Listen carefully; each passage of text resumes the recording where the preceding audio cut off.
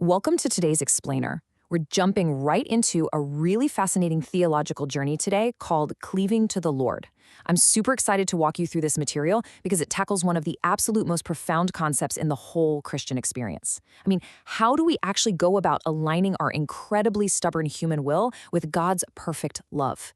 We're going to bridge ancient Greek philology with the really practical, ground-level holiness of John and Charles Wesley. So let's get right into it. So, what does it actually mean to cleave to the Lord, especially when your own mind feels like it's at war? It's a pretty heavy question, isn't it?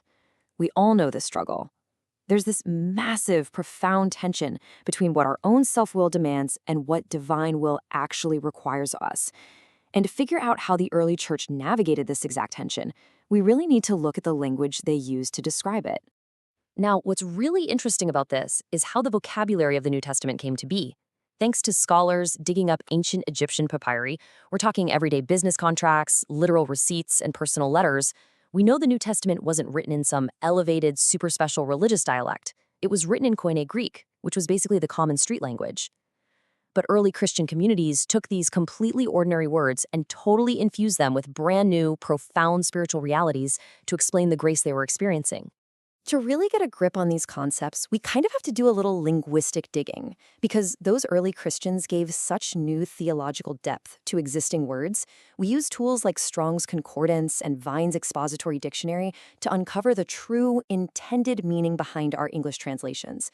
We're not just, reading words on a page, we're pulling back the layers of history to see the exact mechanics of the spiritual life, exactly how the original authors understood them. Section 1. The war of the will, the internal struggle between flesh and spirit. Let's look at the stakes here. On one side, we've got the Apostle Paul's concept of the active, adversarial self-will. Over in Galatians, Paul uses the Greek word antiketai. And listen, this doesn't just mean your will is different from God's. It means it lies directly opposite. It's an active adversary. Then, completely opposite to this, we have John's concept of mene, abiding securely or cleaving to God's will.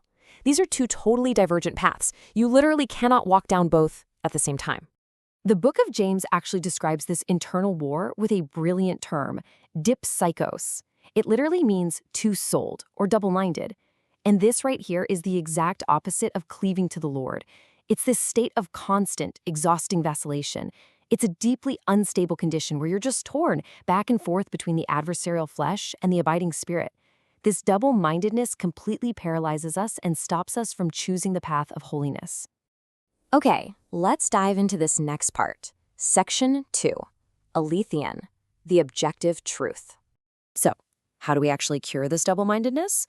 Well, we find the solution over in the epistles of John, and that solution is aletheon. This is Strong's Greek 225.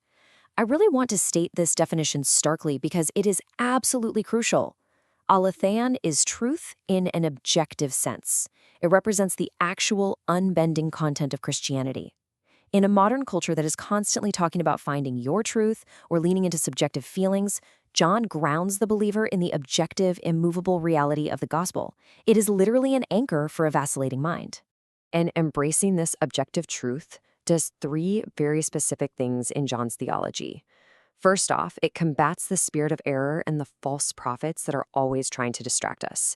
Second, it demands total internal consistency, meaning our actions actually have to match our beliefs. And third, it enables us to walk in the light, which brings us into true communia, that shared life in real fellowship with God and other believers.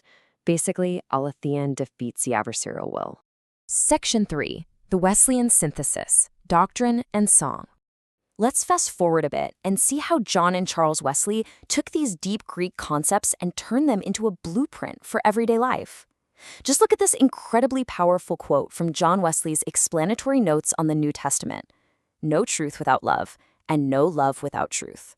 Wesley totally understood this vital theological balance. You can't just have cold, objective gospel discipline, right? It absolutely must be paired with fraternal love. But conversely, you can't have true Christian love if it isn't firmly anchored in the objective truth of aletheon. It's a perfect synthesis. And where John Wesley gave us the rigorous doctrine, His brother Charles gave us the poetry. He had this amazing ability to transform dense Johannine doctrine into memorable lyrics. By singing lines like, "Giver of Concord, Prince of Peace," the early Methodists weren't just singing songs. They were actually internalizing complex theology about the nature of Christ and the requirement of internal peace. They were letting it literally reshape their hearts through song. And this brilliantly illustrates the ultimate transformation we're talking about today. On one side, we're leaving behind the brokenness of the double mind, that vacillating, dipsycho state driven by fear and self-will. On the other side, we step into John Wesley's requirement of the single eye. The single eye is pure intention. It's a mind entirely anchored in perfect love and the objective truth of God. This, right here, is what it means to truly cleave. Which brings us to Section 4, your weekly practical guide, actionable steps for cleaving to the Lord. So, why does all this ancient Greek linguistics and 18th century theology matter to you right now, today? Well, we're taking all this high-level study and distilling it into a ground-level practical guide for your week.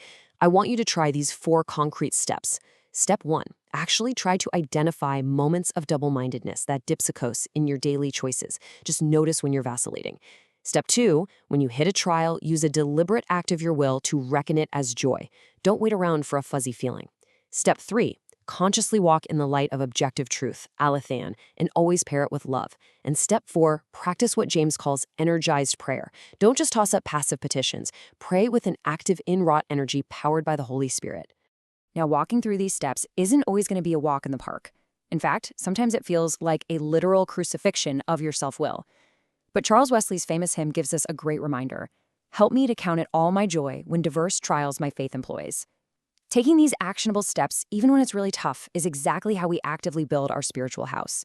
It's how we move from a mind constantly at war into the genuine practice of perfect love. I want to leave you with this final, lingering thought as we wrap up today's explainer. Are you merely knowing the truth, or are you actually cleaving to it?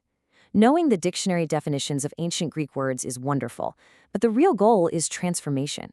The goal is the single eye. So take these steps into your week, put an end to the war of the will, and actively cleave to the objective truth and perfect love of God. Thank you so much for learning with me today.